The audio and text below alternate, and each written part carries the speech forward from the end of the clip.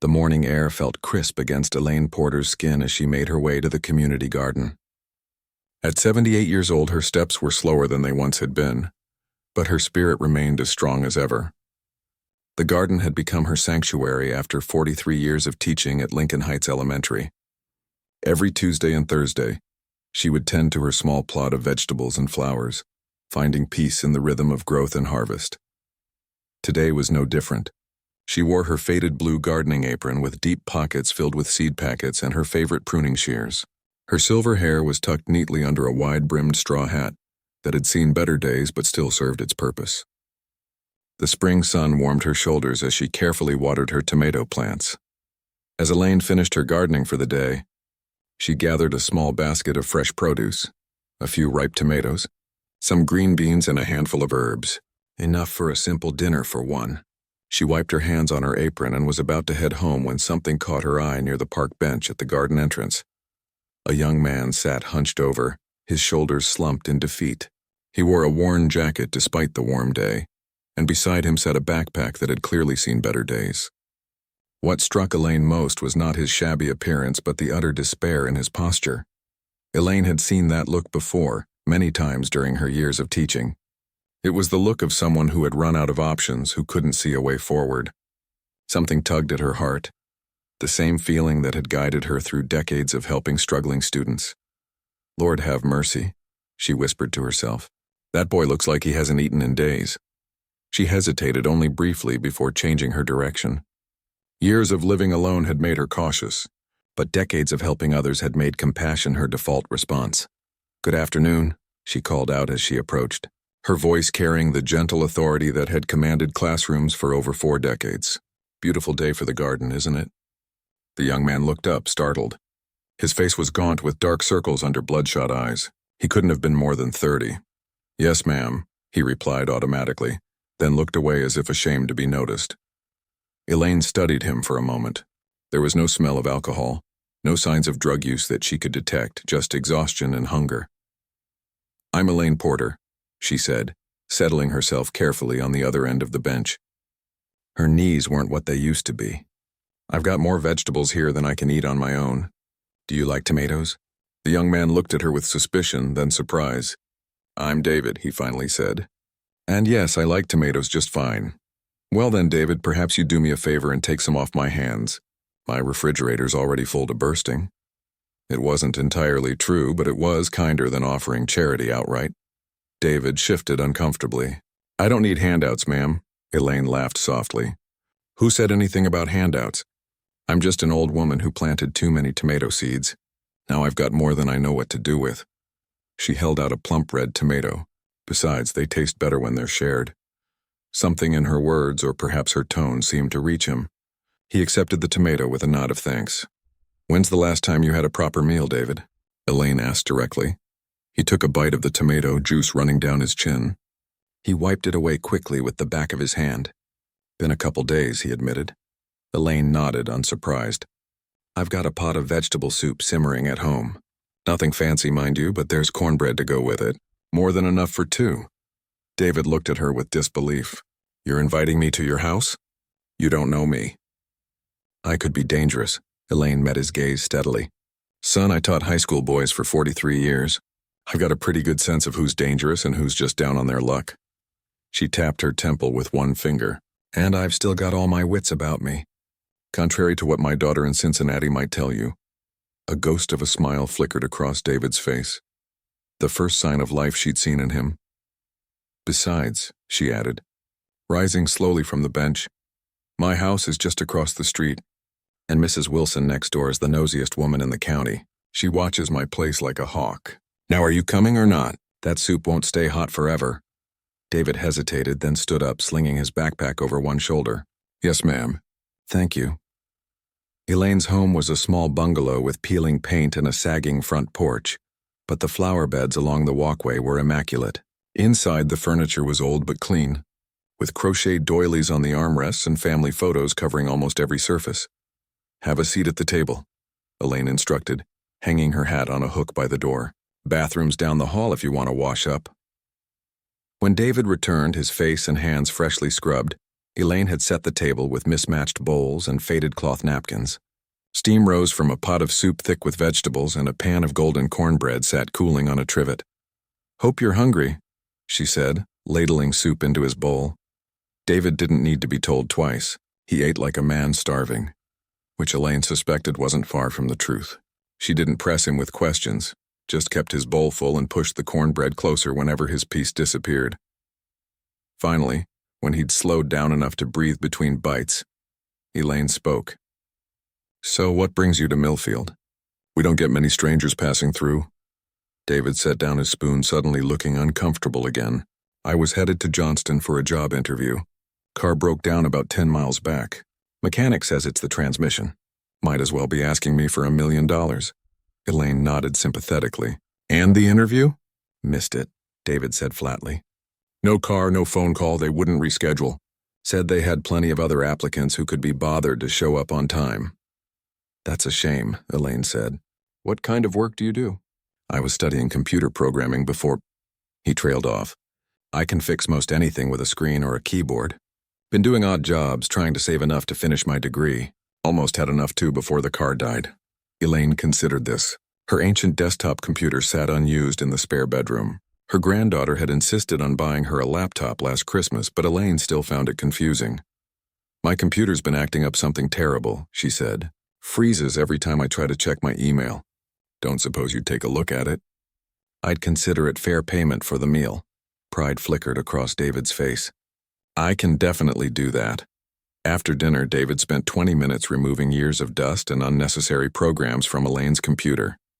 His fingers flew across the keyboard with practiced ease, and for the first time since she'd met him, he looked confident.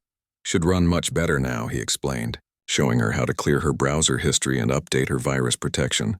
"These free antivirus programs are just as good as the expensive ones, you know." "Well, I declare," Elaine said, genuinely impressed. "That thing hasn't run this fast since my grandson set it up 5 years ago." As evening approached, Elaine could see David growing anxious again.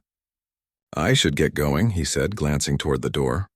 "Thank you for the food and everything." "Going where exactly?" Elaine asked plainly. David had no answer. Elaine sighed. "The spare room has a bed with clean sheets. You're welcome to it for the night. In the morning we can figure out next steps." "I couldn't impose—" "It's not imposing if I'm offering," Elaine cut him off. "Besides, my bones are telling me it's going to rain tonight. You got somewhere better to be?" The sudden downpour that began minutes later settled the matter. David accepted the towel and spare toothbrush Elaine offered, along with an old pair of her late husband's pajamas that she'd never been able to give away. As Elaine prepared for bed that night, she heard the soft tapping of computer keys from the spare room. Through the cracked door, she could see David hunched over her laptop, his face illuminated by the screen's blue glow. He wasn't just browsing. He was writing something, lines of text that made no sense to her. "The Lord works in mysterious ways," she whispered to herself as she turned away. She didn't know why this young man had crossed her path today or what tomorrow would bring. But in her 78 years, Elaine Porter had learned that sometimes the greatest blessings came disguised as burdens, and that kindness was never wasted even when given to strangers. What she couldn't possibly know, as she drifted off to sleep that night, was how completely her small act of generosity would transform not only David's life, but her own as well. Elaine woke with the sun as she had done every day for the past 50 years. For a moment, she forgot about her visitor, going through her morning routine of stretching her stiff joints and saying her daily prayers. It wasn't until she was tying her robe that she remembered David sleeping in her spare room. She moved quietly to the kitchen, not wanting to wake him. Poor boy probably needed the rest. As she measured coffee into her old percolator, she wondered what exactly she had gotten herself into. Taking in strangers wasn't something she made a habit of, but something about David's eyes, a mixture of pride and desperation, had spoken to her. The smell of coffee and frying bacon eventually brought David into the kitchen. His hair was rumpled from sleep, but his eyes looked clearer than they had yesterday. "Good morning," Elaine said cheerfully. "Hope you slept well." "Yes, ma'am." "I'm better than I have in weeks," David admitted, hovering awkwardly in the doorway. He was wearing his own clothes again, wrinkled but clean. "I can't thank you enough for your kindness." "Sit down and eat," Elaine replied, nodding toward the table where she'd set out plates. We can talk over breakfast. David didn't need to be told twice. He sat down and waited politely for Elaine to join him before digging into the eggs, bacon, and biscuits she'd prepared. I was thinking, Elaine said as she spread apple butter on her biscuit. My neighbor Mr. Turner mentioned he's looking for someone to help clean out his garage. He's getting on in years and his son was supposed to help but got called away on business. Might be a way for you to earn a little money while you figure out your next steps. David looked up from his plate. I'd be grateful for the work, he said. And I was thinking about your computer. I could set you up with a better email system, maybe show you how to video call with your family. Elaine smiled. That sounds like a fair trade to me. After breakfast, Elaine walked David next door and introduced him to Mr. Turner, a widower in his 80s, who had once been the town's most respected dentist. Now arthritis had curled his once steady hands, but his mind remained sharp as ever. So you're good with computers, are you? Mr. Turner asked after Elaine explained David's situation. Yes, sir. Been working with them since I was a kid. Well, after you help me with this garage, maybe you could look at mine. Darn thing freezes up every time I try to watch those golf videos. And just like that, David had his first job in Millfield. Elaine left him to it and returned home to tackle her laundry. Through her kitchen window, she could see David and Mr. Turner in the driveway, sorting through decades of accumulated tools and boxes. David worked steadily, showing surprising patience as Mr. Turner told long stories about each item they uncovered.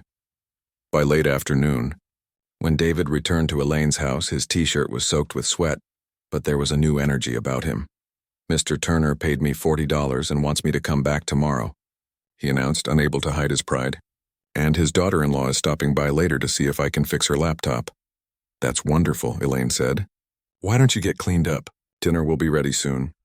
Over the next few days, a pattern emerged. David would work for Mr. Turner in the mornings, then take on small computer repair jobs in the afternoons. Word spread quickly in the small community about the young man staying at Miss Elaine's who could fix anything with a screen. On Friday evening, David returned with his backpack fuller than when he'd arrived and a determined look on his face. Miss Elaine, he said as they sat on her porch enjoying the cool evening air. I've saved up enough to get a bus ticket to Johnston. There's another job fair there next week. Elaine felt a surprising pang of disappointment. She'd grown accustomed to having someone to cook for again, to hearing another voice in the house. Well, if that's what you want to do, I understand. The thing is, David continued, staring down at his hands, I was wondering if I might stay a bit longer. Mrs. Henderson at the library mentioned they need someone to set up a computer class for seniors. It would be 3 weeks of work, and he hesitated. I thought maybe I could keep staying here. I'd pay you rent, of course. Elaine tried to hide her smile. I suppose that would be all right. The spare room's not doing anyone any good sitting empty. David nodded, relief evident on his face. Thank you. And I was thinking, your back porch steps are looking pretty worn. I could fix those up for you this weekend. You don't have to do that, David. I want to, he insisted. I noticed you holding onto the railing pretty tight when you go down those steps. It's not safe. Elaine hadn't realized he'd been watching her so carefully. It was true that her arthritis made navigating steps difficult, especially on damp mornings. Well, if you insist, she conceded. Mr. Turner probably has the tools you'd need. The next morning, David was up early, measuring the steps and making a list of lumber he would need. Mr. Turner not only lent his tools but offered to drive David to the hardware store in his old pickup truck. By Sunday afternoon, Elaine had a brand new set of steps complete with a sturdier railing and non-slip treads. David had worked meticulously, checking and rechecking each board to ensure it was secure. My daddy was a carpenter, he explained when Elaine commented on his careful work. He taught me a thing or two before he passed. As the days turned into weeks, David became a familiar fixture in Elaine's home and in the neighborhood. He fixed Mrs. Wilson's printer, helped the pastor set up a new sound system at the church, and taught Mr. Turner how to use video calling to talk with his grandchildren. The computer classes at the library were a hit. Elaine attended the first one, partly out of curiosity and partly to support David. She watched with quiet pride as he patiently explained email to a group of seniors, some even older than herself. You're a natural teacher, she told him afterward. Reminds me of myself when I was younger. David seemed pleased by the comparison.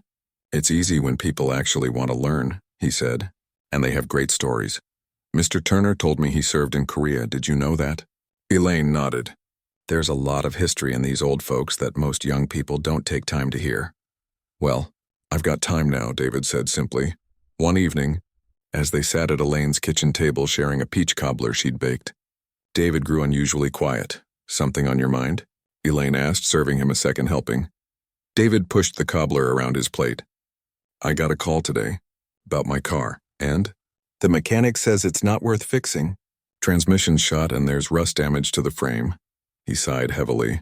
I was counting on having that car to get to interviews in the city. Elaine considered this. Seems to me you're doing pretty well right here without it. The computer classes end next week, he reminded her. And I can't keep doing odd jobs forever. I need something stable, something with a future. He looked around her kitchen with its peeling wallpaper and outdated appliances. And I need to pay you proper rent, not just fix things around your house. You've been more help than you know, Elaine said softly. Having you here, it's been nice not to be alone all the time. David nodded, understanding in his eyes. They both knew what it was like to be alone. Tell you what, Elaine said, making a decision. My friend Louise works at the community college in Westfield. It's about a 20-minute drive from here. Why don't I give her a call? See if they have any openings in their IT department. David's eyes widened. You'd do that for me? Child, I've been making calls and pulling strings for promising young people for over 40 years. Elaine chuckled. Old habits die hard. 2 days later, David had an interview at Westfield Community College. Elaine convinced Mr. Turner to lend David his truck for the afternoon, and she spent the morning helping him press his best shirt and practice interview questions.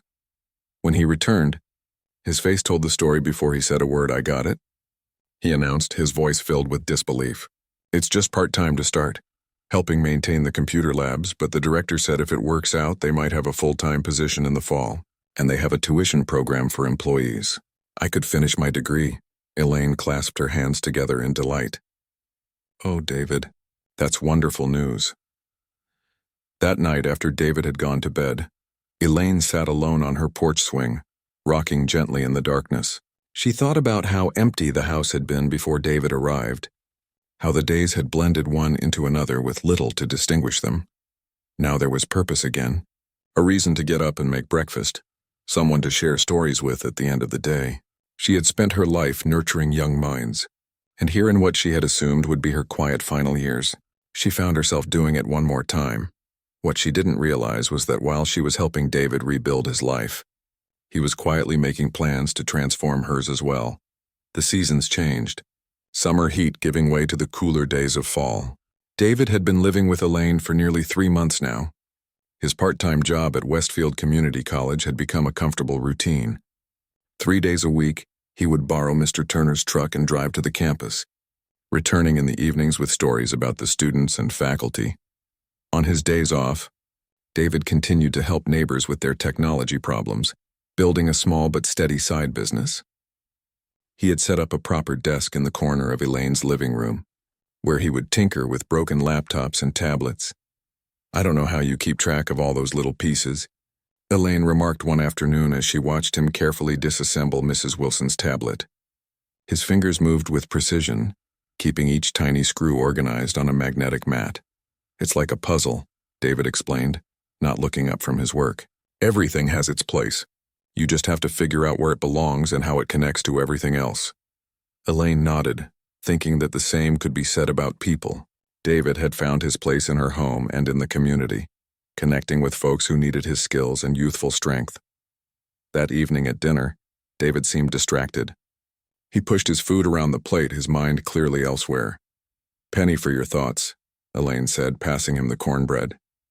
David looked up, seeming almost startled. Oh, sorry, Miss Elaine.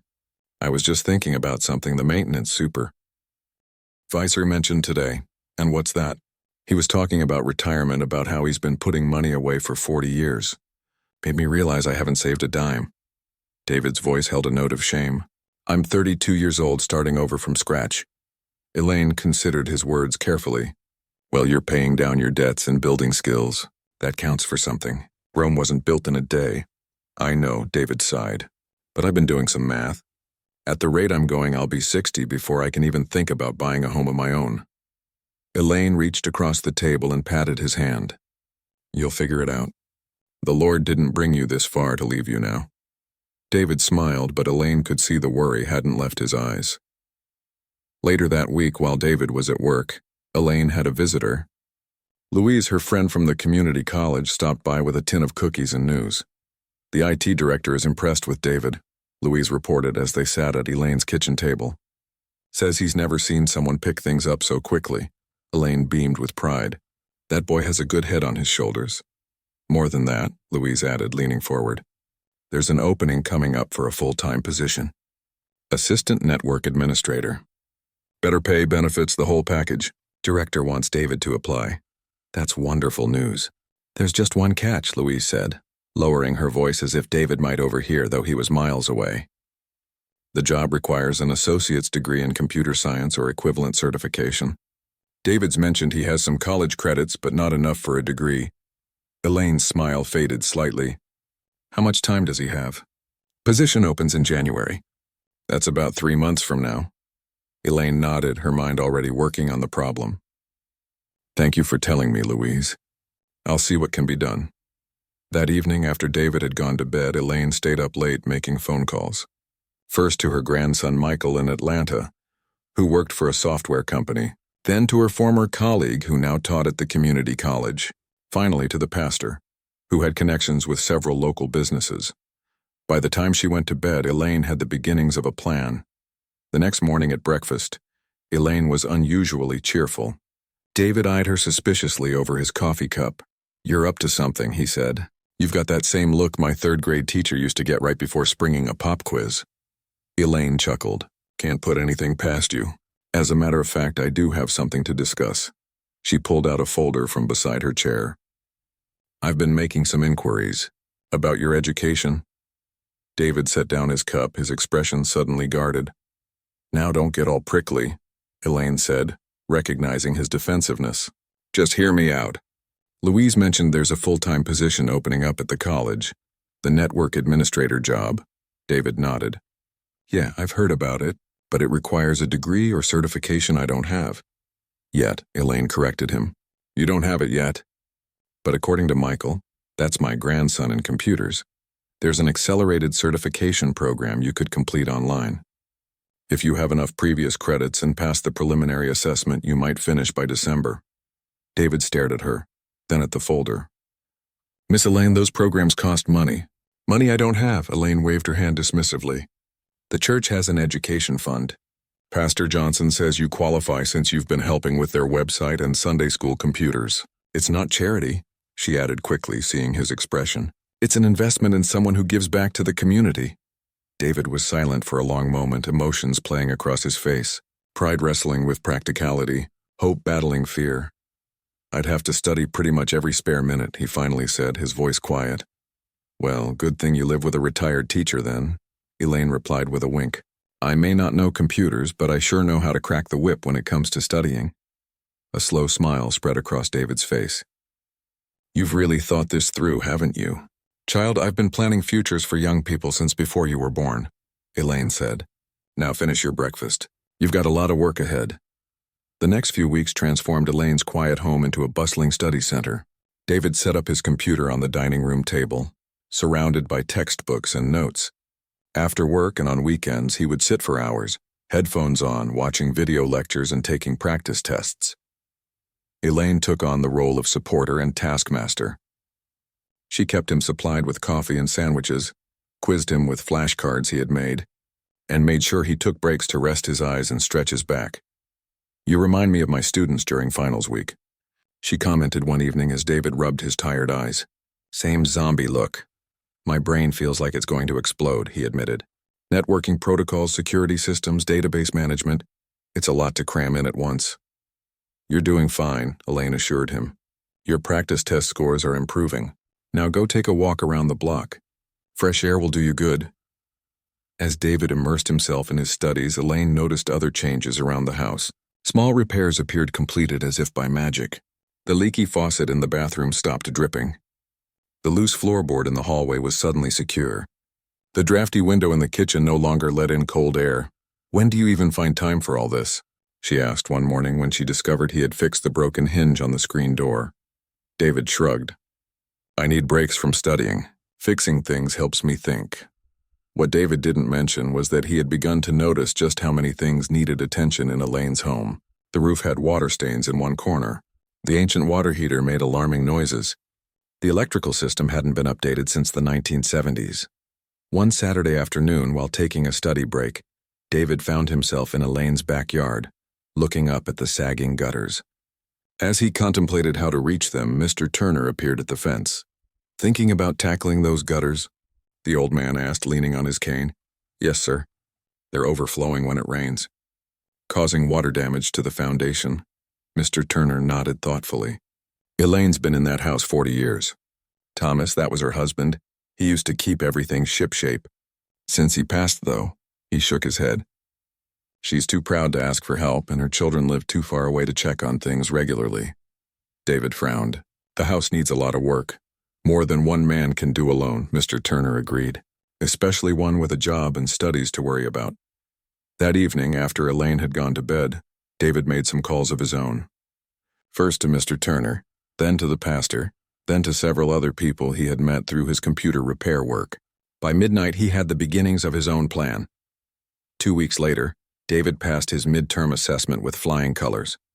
Elaine baked his favorite peach cobbler to celebrate. "I'm proud of you," she told him as they enjoyed their dessert on the porch. "You're working so hard.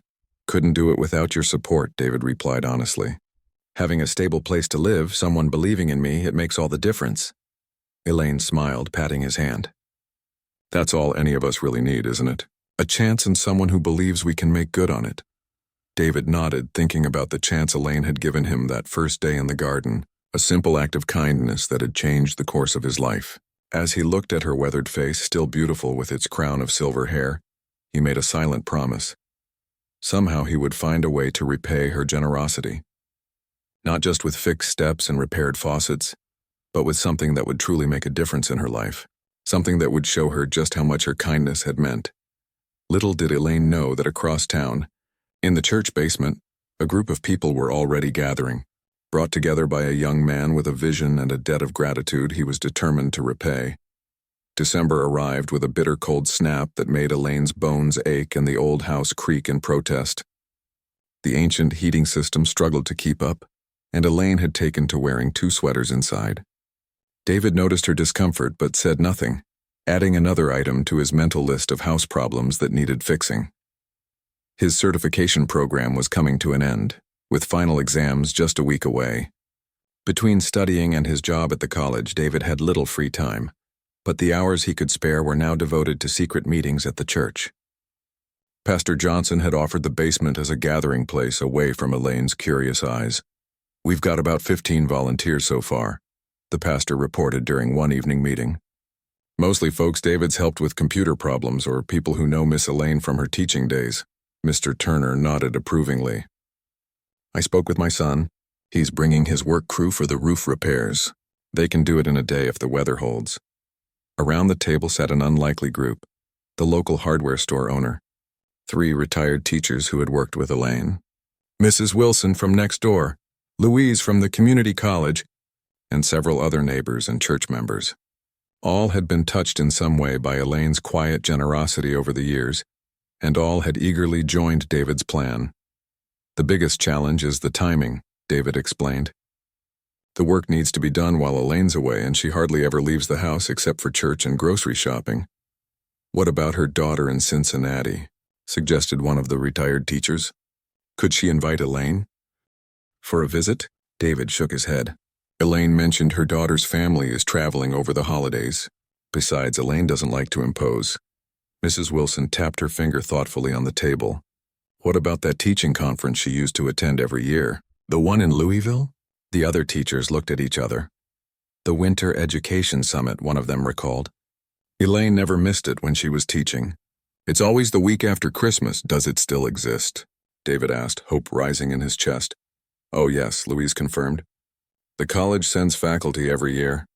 It's a 3-day event now. Workshops, speakers, networking. Would Elaine be interested in going?" Pastor Johnson wondered.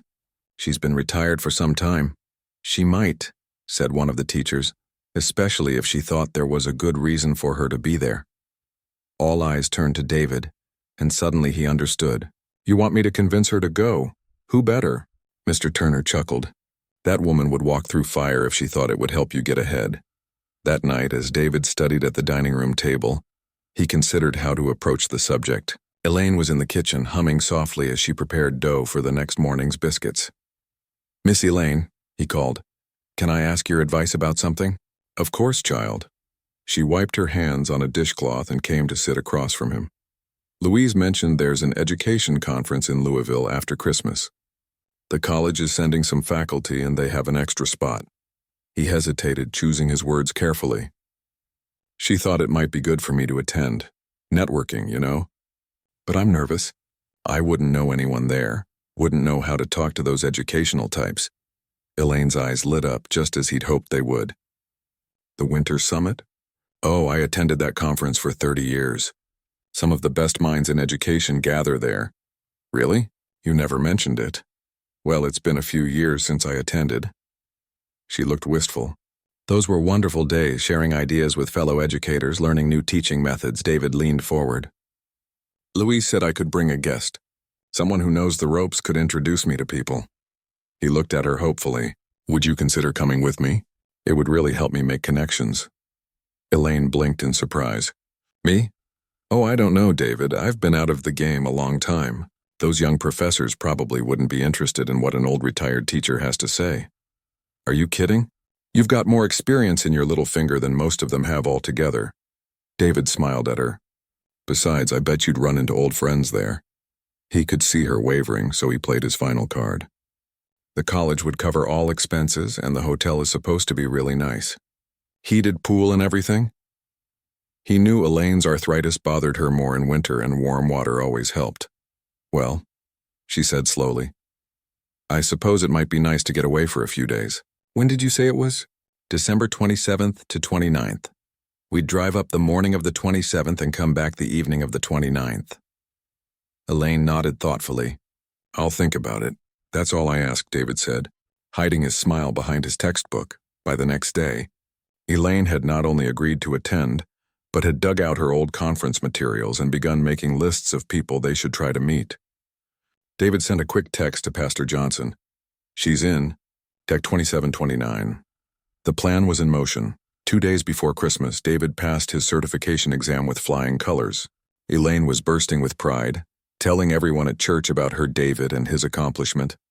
"Applied for that full-time position yet?" Mr. Turner asked when they ran into each other at the grocery store.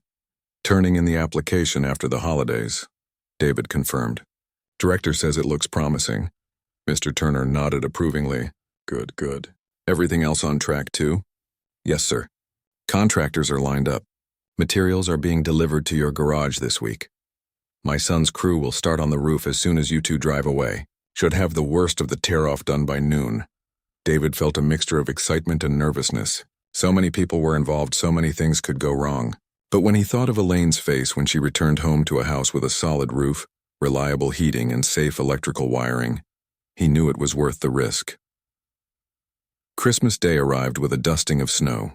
Elaine and David attended the morning service at church, then returned home for a quiet dinner. David had saved up to buy Elaine a new electric blanket for her bed and a gift card for her favorite bookstore. Elaine gave David a leather portfolio for his new job and a hand-knit scarf in the community college colors. "I'm so proud of how far you've come," she told him as they sat by the small Christmas tree he had put up in the corner. "From that first day in the garden to now, it's like watching a flower bloom." David smiled, thinking of all she didn't know was coming. "I wouldn't be here without you, Miss Elaine. Everything I've accomplished is because you took a chance on me." 2 days later, they set off for Louisville in Mr. Turner's truck, which he had insisted they borrow for the trip. Elaine had packed and repacked her suitcase several times, fretting over which outfits would be appropriate for the conference. "It's been so long," she said as they drove away from Millfield. "I hope I remember how to act at these professional gatherings." "You'll be great," David assured her. "Just be your wise, wonderful self." As soon as they turned the corner, Mr. Turner picked up his phone and made a call. "They're gone. Send in the troops." Within an hour, cars and trucks began arriving at Elaine's house. Men with tool belts climbed onto the roof. An electrical van parked in the driveway. Women arrived with cleaning supplies and fresh curtains. The hardware store owner delivered gallons of paint and new light fixtures. Pastor Johnson stood on the front lawn, clipboard in hand, directing the volunteers to their assigned tasks. Remember, we have exactly 60 hours before they return. Let's make every minute count. Inside the house, Mrs. Wilson supervised the removal of furniture from rooms that would be painted. Louise organized a team to pack up Elaine's belongings, labeling each box carefully so everything could be returned to its proper place. Found the family albums, called one volunteer from the living room closet. Where should I put these? Careful with those, Mrs. Wilson instructed. Put them in my house for now. They're irreplaceable. Across town, another team was at work at the local self-storage facility, arranging furniture that had been quietly donated by community members. A new mattress and box spring for Elaine's aging bed, a comfortable recliner to replace her worn armchair, a dining set with chairs that didn't wobble. By nightfall, the old roof had been completely removed and temporary coverings put in place. The electrical panel had been replaced and new wiring was being run through the walls. The plumbing under the kitchen sink had been torn out and new pipes installed. As the volunteers gathered on the porch for a quick dinner of donated sandwiches and coffee, Pastor Johnson reminded them of why they were there. Miss Elaine has touched all our lives in some way. Some of you she taught in school, others she's helped through church outreach. She's never asked for recognition or thanks. This is our chance to show her that her kindness has not gone unnoticed. Mr. Turner, leaning heavily on his cane, added, "And let's not forget the young man who brought us all together. David saw a need, and instead of just fixing a few things himself, he created this whole community effort. That's the kind of ripple effect Miss Elaine's generosity creates." As the work crews departed for the night, leaving just a few volunteers to continue working through the evening, David and Elaine were settling into their hotel room in Louisville. "The opening reception starts in an hour," Elaine said, checking her conference schedule. "So many familiar names on the speaker list. I can hardly believe I'm here." David watched her excited preparations with a smile, knowing that back home, a small army of people were transforming her house as a thank you for a lifetime of quiet generosity. "Everything okay?" Elaine asked, noticing his expression. "You seem a million miles away." "Everything's perfect," David assured her, just thinking about how sometimes the smallest kindnesses can lead to the biggest surprises. Elaine smiled, not knowing how prophetic his words would prove to be. The 3 days in Louisville passed in a whirlwind of activity. Elaine seemed to shed years as she reconnected with old colleagues and engaged in passionate discussions about education. She introduced David to everyone they met, proudly explaining his new certification and position at the community college. "This young man is going places," she told a group of administrators during the closing reception. "Mark my words." David smiled politely, but his mind kept drifting back to Millfield, wondering how the work on Elaine's house was progressing. He had received periodic text updates from Pastor Johnson. Roof completed. Electrical inspection passed. Painting finished. The last message, sent that morning, simply read, "All systems go for homecoming." As they packed their bags on the final day, Elaine sighed contentedly. "I can't remember when I've had such a wonderful time. Thank you for convincing me to come, David." "My pleasure," he replied, carefully folding his new dress shirt, a purchase he'd made at the hotel gift shop for the networking events. "Sounds like you made quite an impression on those workshop leaders." Elaine waved her hand dismissively, but he could say she was pleased. "Oh, they were just being kind to an old teacher." "But I must admit, it felt good to be part of the conversation again." "You never stopped being part of it," David told her. "All those students you taught, all those lives you touched, that conversation has been going on for decades." Elaine looked at him with surprise, then sudden warmth. "When did you get so wise?" "I had a good teacher," he said simply. The drive back to Millfield was peaceful. Elaine dozed in the passenger seat while David's stomach knotted with anticipation. He had made a quick call to Mr. Turner when Elaine was in the shower that morning, confirming their expected arrival time. "Everything's ready," the old man had assured him. "Just text when you're about 20 minutes out." As they passed the "Welcome to Millfield" sign, David cleared his throat. "Miss Elaine? Could you do me a favor and check the text I just got?" "My phone buzzed, but I don't want to look while driving." Elaine picked up his phone from the cup holder. "It's from Mr. Turner. Says he has something important to show you at his house and to come right over." David frowned, playing along. "I wonder what that's about. Do you mind if we stop there before heading home?" "Not at all," Elaine said. I could use a chance to stretch my legs anyway. When they pulled into Mr. Turner's driveway, David noticed with satisfaction that there were no cars visible on their street. Everyone was following the plan. Mr. Turner greeted them at the door, leaning on his cane but looking more energetic than usual. "Welcome back, travelers. Come in, come in. What's this important thing you needed to show David?" Elaine asked as they entered his living room. "Oh, that," Mr. Turner chuckled. "It's actually something I need to show both of you. But first, how about some tea? You must be tired from your drive." Despite Elaine's protests that they shouldn't impose, Mr. Turner insisted on serving them tea and cookies. He asked detailed questions about the conference, keeping Elaine talking while David watched the clock. According to the plan, they needed to stay at Mr. Turner's for at least half an hour to give the final volunteers time to clear out of Elaine's house. Finally, Mr. Turner set down his teacup. "Well, I suppose it's time I showed you what all the fuss is about. It's actually next door at your house, Elaine." Elaine looked confused. "At my house? What on earth are you talking about, Henry Turner?" "You'll see," he said with a mysterious smile. "David, help an old man down the steps, would you?" The three made their way slowly down Mr. Turner's front walk, then up the path to Elaine's house. David could feel his heart pounding. This was the moment they had all been working toward. As they approached Elaine's front porch, she stopped abruptly. "Did you paint my front door?" The door, once a faded blue, was now a gleaming deep green. The color Elaine had once mentioned was her favorite. "That's not all," David said softly, taking a key from his pocket and opening the door. As the door swung open, a chorus of voices shouted, "Surprise!" Elaine gasped, her hand flying to her mouth. The entryway was filled with people, neighbors, church members, former students, and colleagues. But it wasn't just the crowd that was shocking. It was the house itself. Gone was the peeling wallpaper, the worn carpet, the sagging ceiling. In their place were freshly painted walls in a warm cream color, new hardwood flooring, and recessed lighting that brightened every corner. The rickety banister had been replaced with a solid oak railing, and the drafty front windows now featured energy-efficient double panes with crisp white trim. What is all this?" Elaine stammered, tears filling her eyes. Pastor Johnson stepped forward. "This is our way of saying thank you, Miss Elaine, for all you've done for this community over the years." "But I haven't done anything special," she protested. "You've done everything," said a middle-aged man stepping forward. "You tutored me after school for an entire year so I wouldn't fail 6th grade. Now I'm the principal at Lincoln Heights. You brought meals to my family for a month after my husband died," added Mrs. Wilson. "Never missed a day, even in that big snowstorm."